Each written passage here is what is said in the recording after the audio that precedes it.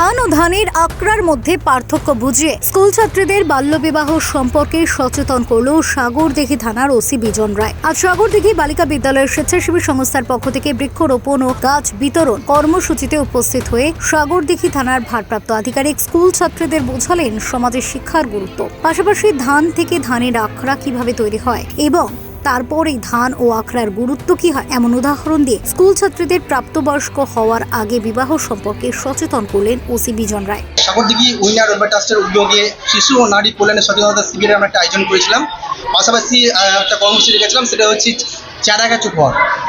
আমাদের এই উদ্যোগটা শুধু আজকে নয়, বেশ কিছুদিন ধরেই চলছে। আমরা সাগরদিঘি উচ্চ বালিকা বিদ্যালয়ে একটি সচেতনতা শিবিরের মাধ্যমে একটা সচেতন করতে চাইলাম তাদেরকে, তারা যেমন গাছগুলো লাগায় এবার সচেতন বড় করে তুলেছে।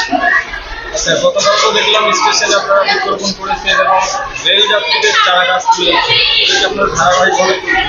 হ্যাঁ, একদম আমাদের প্রত্যেকটি উৎসবেই আমাদের থাকে চারা গাছ উপহার।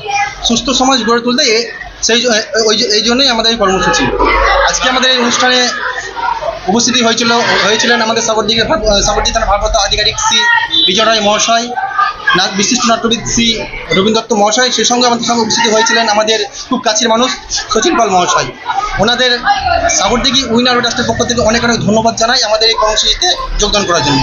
এদিন বাল্যবিবাহ রোধের বার্তা দেওয়ার পাশাপাশি সামাজিক এবং প্রাকৃতিক ভারসাম্য বজায় রাখতে স্কুল পড়ুয়াদের বিভিন্নভাবে এগিয়ে আসতে পরামর্শ দিয়েছেন তিনি। ছাত্রীদের হাতে এদিন চারা গাছ তুলে দেওয়া হয় স্বেচ্ছাসেবী সংস্থার পক্ষ থেকে। অনুষ্ঠানে উপস্থিত ছিলেন সাগরদিঘি থানার ওসি বিজন রায়, সাগরদিঘি বালিকা বিদ্যালয়ের প্রধান শিক্ষক ও স্বেচ্ছাসেবী সংস্থার সদস্যরা। শুভ দুপুর। আজকে যে অনুষ্ঠানটা হলো, সত্যি অনেকটা বছর পেরিয়ে এলাম, তো তার মধ্যে আজকের পাওনাটা আমার কাছে একটা বিশাল পাওনা। এরকম বিভিন্ন ঘটনার সঙ্গে প্রায় যুক্ত থাকি, কিন্তু আজকে সাগরদিঘি উইনার ওয়েলফেয়ার ট্রাস্টের যে অভিনব উদ্যোগ এবং আমাদের এখানে যিনি সাগরদিঘি থানার ভারপ্রাপ্ত আধিকারিক আছেন মাননীয় বিজনবাবু, তার পূর্ণ যে সমর্থন, শুধু এই কাজে না আরও অন্যান্য কাজেও আছে। এবং সাগরদিঘি উইনার ওয়েলফেয়ার ট্রাস্ট শুধু যে রক্তের যোগান দেয়, শুধু মানুষের রক্ত দিয়েই মানুষকে সেবা করে এটা না, প্রতিনিয়ত সমাজের যেখানে সমস্যা সেখানে গিয়ে ছুটে দাঁড়ায়।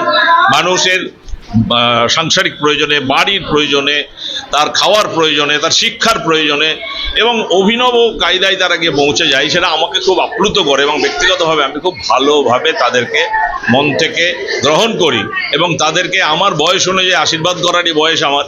এখন হয়তো অ্যাক্টিভিটি অতটা দিতে পারবো না, তবুও সেই জায়গাটায় দাঁড়িয়ে এই যে ট্রেনে গিয়ে চারা গাছ দেওয়া, সন্ধ্যেবেলায় গিয়ে ওখানে ভিখিরিরা সারাদিন ভিক্ষে করেছে, খেতে পেয়েছে কি না পেয়েছে, সন্ধ্যেবেলায় গিয়ে তাদের জন্য খাবার জোগাড় করা।